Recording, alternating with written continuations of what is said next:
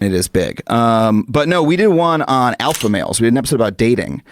And we did one on how the idea of the alpha male doesn't exist in humans. Like if you talk to any anthropologist, any biologist, any sociologist, right, and be like, are humans organized in a social relationship where there's alphas and betas? They'll be like, no, what are you talking about? This is an unscientific idea, right? And we just did something laying that out in the context of like people who are, oh, my type is I like alphas, right? Well, there's no such thing, actually, humans are you're dominant in some situations, not in others, right?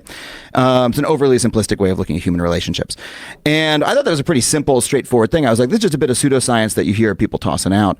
And people went ballistic on the internet because people have sort of like built a edifice of ideology in their minds about like, there's alphas, there's betas. I'm an alpha. This is what an alpha's like. This is what a beta's like. Well, let's take away the words. Yeah, they're clearly men who are more aggressive and athletic and dominant and more confident, and then men who are introverted and shy and more nervous and anxious. And there's a scale in some situations, social situations. And that's what we're talking about, right? In social, but your social situation could change based on what situation you're in. You know what I mean? Could, but like an athletic, confident male is always going to be an athletic, confident male, and an introverted, anxious male who has problems with social anxiety is going to be the same. That's who that person is. I don't think so necessarily. But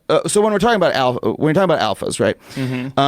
In animals, what is that? It's a social hierarchy, right? In animals. So let's take away that word. I mean, what people are using to describe when they're saying alphas and betas, they're saying like confident, strong, secure people and people that are anxious and not confident. So if you're trying to say, hey, like it's good to be confident, it's not so great to be anxious. Like that's fine, right? But when people talk about alpha males and beta males, right, they're specifically bringing in the language of like evolution, of biology, of zoology, of evolutionary psychology, and they'll start saying stuff like, well, there's alphas and there's betas, and women are hardwired to be attracted to the alpha, because that's what it's like in nature. Like they'll be using that language, right? And so what we're pointing out is that's not scientific, right? It's not scientific, but it is true that women are hardwired to be attracted to confident, athletic men. I don't know if I agree with that. But really, yeah. You don't think that women look at like pro athletes and like big, strong, athletic men, and you don't think they're drawn to that for evolutionary reasons? No, I don't actually. I think that. Okay, do you think that men are drawn to women with small waists and big hips and large breasts for evolutionary reasons?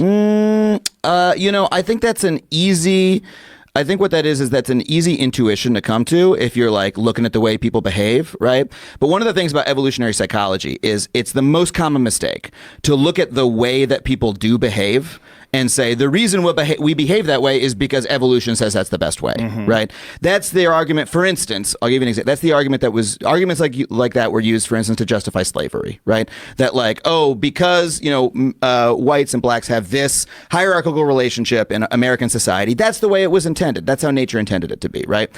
But that's a giant leap. We're just talking about like the shapes of bodies. Like men universally are attracted to a certain shape of bodies. There's men that are attracted to different ones. And I don't think men are universally attracted to the same body. People vary, but that hourglass shape has been throughout time something that men are attracted to. I think that hourglass shape is something throughout our recent cultural memory that we tell each other that men are attracted to, right? That's what we're told from an early age to this is the sort of women that men are attracted to. And so a lot of men end up adopting that, right? But I don't think that deep down that's how men naturally are, Really? Yeah. I read this. That doesn't make any sense to me.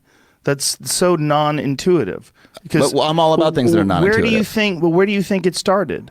Where do you think this narrative of men being attracted to the woman with large breasts and a small waist and a big ass, where do you think that started? Because this is like evolutionary biology is pretty much settled on the idea that the reason why is the large hips would indicate that the woman would be easier to give birth. Having large breasts and a large ass would indicate that she has she's fertile, and then she has ample fat storage in the right places if she's going to be pregnant and carry children. There's all these like evolutionary biology reasons why people are attracted to